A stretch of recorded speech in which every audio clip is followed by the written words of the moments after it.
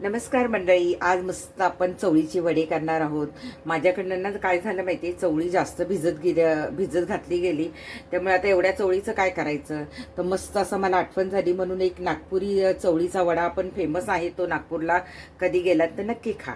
तर हा चवळीचा वडा आज आपण घरच्या घरी कसा बनवायचा ते पाहायचं आहे. तर काय नाही, एकदम पटकन होणारी रेसिपी आहे मस्त अशी. नेहमी तुम्ही चवळीची भाजी खाता कंटाळा येतो ना, तर त्यासाठी मी आधी वाटण सांगते तुम्हाला. इथे मी धने घेतलेले आहे 1 चमचाभर, लसूण 1 कांडी सोलून घेतली आहे, थोडा आल्याचा तुकडा घेतला आहे, तिखटानुसार आपण मिरची घेतलेली आहे आणि कोथिंबीर आहे.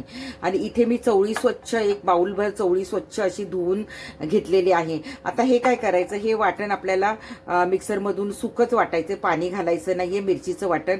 आणि ही चवळी सुद्धा आपल्याला मिक्सरमध्ये पाणी न घालता ओबडधोबड वाटायची आहे, म्हणजे खूप दाणे पण नको दिसायला आणि खूप बारीक पेस्ट पण नको व्हायला. तर ही पण ओबडधोबड वाटून घ्यायची आहे. आणि हे पण छान असं खलबत्याने कुटून घेतलं तरी चालेल पेस्ट मिरचीची. तर मी आता मिक्सरमधून वाटून घेते. ही पहा, मिरचीची पेस्ट आपण सुकीच वाटलेली आहे, याच्यात अजिबात पाण्याचा वापर केलेला नाहीये. आता हे काही चवळी आहे ना, ती सुद्धा आपल्याला, मी ज्या भांड्यामध्ये मिरची वाटली त्याच भांड्यामध्ये मी चवळी सुद्धा वाटून घेते. आणि याच्यामध्ये पण सुद्धा पाणी घालायचं नाहीये, आपल्याला वाटून घ्यायची चालू बंद करून. हे बघा, आपलं छान असं जाडसर वाटून झालेलं आहे. तुम्ही बघता इथे मस्त मी असं जाडसर वाटून घेतलंय, पाणी अजिबात वापरलेलं नाही. चवळी होते बारीक, पाणी घालायची गरज नाही लागत आहे. तर ही अशी जाडसर वाटून घेतलेली आहे, अगदी पेस्ट नाही करायची. तर आता हे आपण मिरची वाटलेली आहे, ती मिरची, लसूण, त्याच्यानंतर आलं, कोथिंबीर हे वाटण घातलेलं आहे. याच्यामध्ये थोडा आपण कांदा घालायचा आहे. आता ह्याच्यामध्ये तुम्ही मूग सुद्धा, हिरवे मूग असतात ते, भिजवलेले मूग असतात की नाही, मूग मटकी, ते सुद्धा तुम्ही चवळी बरोबर जाडसर वाटू शकता. आता इथे आपण थोडंसं जिरं घालणार आहोत, थोडीशी हळद घालायची आपल्याला. जिरं घातले, थोडीशी जिरापूड पण मी घालते. आणि आता आपल्याला चवीनुसार आपल्याला मीठ घालायचं आहे त्याच्यात. खूप सुंदर होतो, तुम्ही करून बघा. मीठ आपल्या अंदाजानुसार घालायचं, थोडंसं हिंग घालायचं आपल्याला.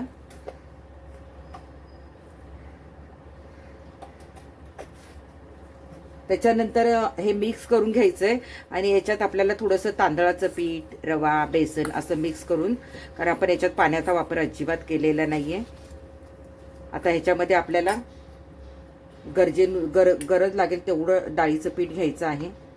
आणि छान कुरकुरीत होण्यासाठी तांदळाचं पीठ पण घालायचं 2-3 चमचे.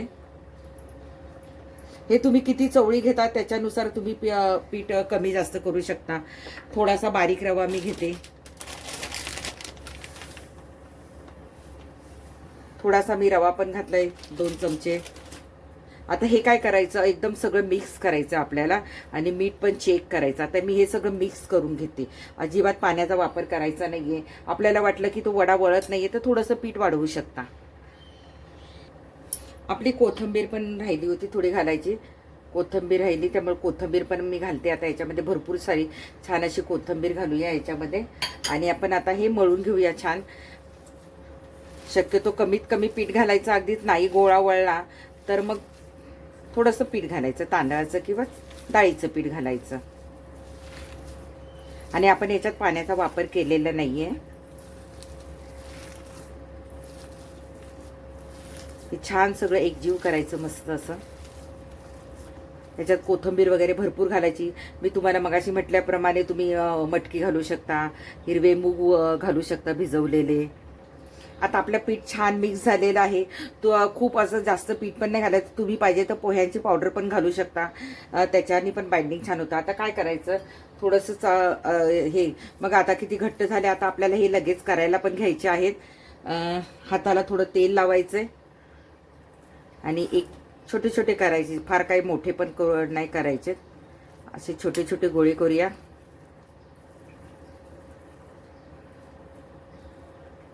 असे चपटे करायचे. तुम्ही हवं तर असं मध्ये होल पण करू शकता, असं छान दिसतील, म्हणजे प्लेन ठेवण्यापेक्षा. छान असे गोळे मस्त करून घ्यायचे. आणि मी असे करून घेते सगळे. आणि मग पुढे तळूया आपण. बघा किती छान झालाय. हे बघा छान आपलं तेल तापलेलं आहे. आता आपण वडे सोडायला घेऊया. हे जास्त वेळ नाही ठेवायचे आणि नंतर मग झाल्यानंतर मी तुम्हाला एक टीप देणार आहे, ती नक्की ऐका.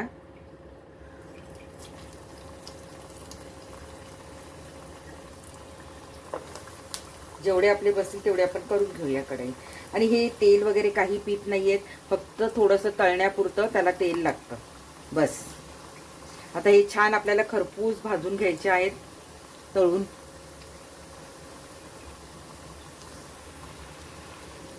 आता एका साईडनी झाले का बघूया. आपल्याला पलटून घ्यायचे, अजिबात चिटकत वगैरे नाही, छान होतात आणि असे मस्त कुरकुरीत होतात. चवळीची भाजी खाऊन खाऊन कंटाळा आला असेल तर नक्की तुम्ही फेमस असे नागपुरी चवळीचे वडे करून बघा. घरच्या घरी करायला सोपे आहेत. मस्त असं मधल्या वेळेचा खायला खूप छान सॉस बरोबर, चटणी बरोबर, तुम्ही कशाबरोबर खाऊ शकता.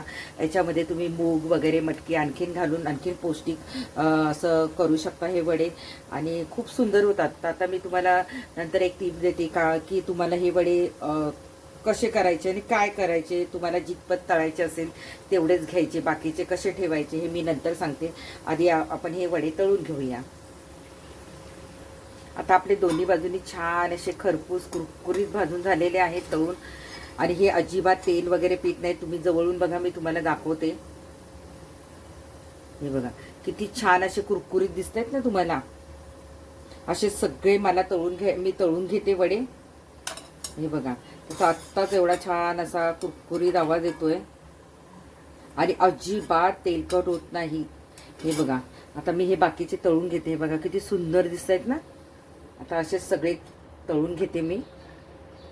हे बघा आपले सगळे वडे असे तळून झालेले आहेत आणि इतके कुरकुरीत असे मस्त झालेले आहेत आणि अजिबात तेल वगैरे काही पीत नाही. फक्त ते तळण्यापुरतंच तेल लागतं, बाकी त्याला तेल असं लागत नाही.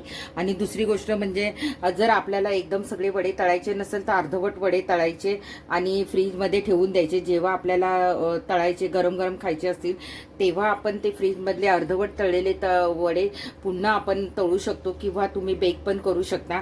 तर मी असे बघा तुम्हाला दाखवण्यासाठी हे 2 वडे अर्धवट तळलेले आहेत. आता हे जेव्हा फ्रीजमध्ये ठेवायचं 7-8 दिवस आरामात राहतात अर्धवट तळलेले वडे.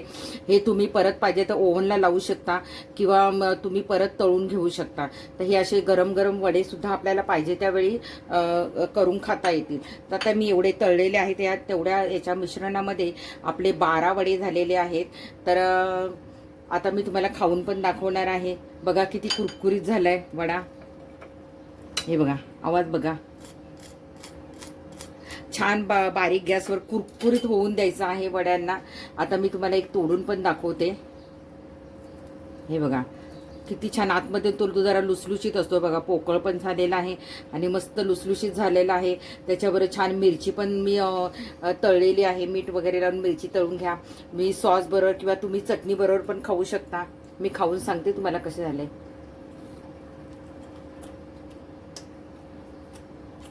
एकदम भारी. हा. तुम्ही हे चवळीचे वडे कधी केले नसतील तर नक्की करून बघा. तुम्ही याच्यामध्ये तुमच्या पद्धतीने कडधान्य मिक्स करू शकता, आणखीन तिखट करू शकता, कमी तिखट करू शकता, आणखीन काही तुम्हाला भाज्या घालायचं तर घालू शकता. पण मी आज साधी सोप्या पद्धतीने चवळीचे वडे तुम्हाला दाखवलेले आहेत करून. ते तुम्ही नक्की करा. लाईक करा, शेअर करा, सबस्क्राईब करा. कमेंट करायला कंजूसपणा करू नका. मग तुम्ही जर कमेंट केली तर मला छान वाटतं की तुम्ही रेसिपी बघून तुम्हाला आवडते म्हणून. मग नक्की सांगा मला कसे झाले ते. आणि करायला अगदी सोपे आहे. नागपूरचे फेमस असे चवळीचे वडे. मग काय करणार ना, बघत नका राहू. तुमच्या पण तोंडाला पाणी सुटलंय ना. मस्त आता वडे खाणार आहे मी. Bye bye.